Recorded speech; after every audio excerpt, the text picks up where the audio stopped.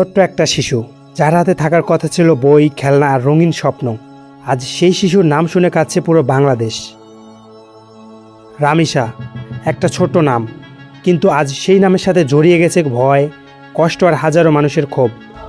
সম্প্রতি ঢাকার পল্লীতে ঘটে যাওয়া ছোট্ট শিশু রামিসার মৃত্যুর ঘটনা পুরো দেশকে নাড়িয়ে দিয়েছে। সংবাদ মাধ্যমে প্রকাশিত তথ্য অনুযায়ী প্রাথমিক তদন্তে ধারণা করা হচ্ছে শিশুটি নির্যাতনের শিকার হয়েছিল, তারপর তাকে হত্যা করা হয়। তদন্ত এখনও চলমান। এই খবর প্রকাশ হওয়ার পর থেকেই সামাজিক যোগাযোগ মাধ্যমে শুরু হয় তীব্র প্রতিক্রিয়া।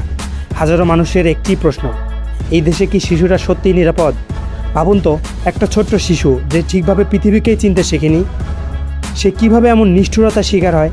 একটা শিশুর পৃথিবী হওয়া উচিত নিরাপদ। তাদের জীবনে থাকার কথা ছিল হাসি, খেলাধুলা, স্কুলের বন্ধু আর পরিবারকে ঘিরেই ছোট ছোট স্বপ্ন। কিন্তু যখন সমাজের কিছু মানুষ মানবতা ভুলে যায়, তখন সবচেয়ে বেশি ক্ষতিগ্রস্ত হয় এই নিষ্পাপ শিশুরাই। আজ রামিসা নেই, কিন্তু রেখে গেছে অনেক প্রশ্ন। কেন বারবার শিশুদের ওপর এমন ভয়ঙ্কর ঘটনা ঘটছে? কেন অপরাধীরা মনে করে তারা পার পেয়ে যাবে? আর কত পরিবার এভাবে তাদের সন্তান হারাবে? শুধু আইন থাকলেই হবে না, সেই আইনের সঠিক প্রয়োগও দরকার। শিশুদের নিরাপত্তা নিশ্চিত করতে পরিবার, সমাজ, স্কুল এবং প্রশাসন সবার সাথে একসাথে কাজ করতে হবে। একটা শিশু যখন ভয় নিয়ে বড় হয়, তখন সেটা শুধু একটি পরিবারের ব্যর্থতা নয়, সেটা পুরো সমাজের ব্যর্থতা। আর যদি আমরা চুপ থাকি, তাহলে আগামীকাল হয়তো আরেকটা রামিসার খবর দেখতে হবে। তাই এখনই সময় সচেতন হওয়ার, প্রতিবাদ করার আর শিশুদের জন্য নিরাপদ সমাজ গড়ে তোলার। কারণ একটা শিশুর জীবন কোনো খবরের শিরোনাম হওয়ার জন্য না।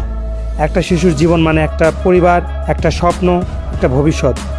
রামিসার জন্য বিচার চাই। আর কোনো শিশুর জীবন যেন এইভাবে থেমে না যায়। শিশুরা নিরাপদ থাকুক, মানবতা বেঁচে থাকুক।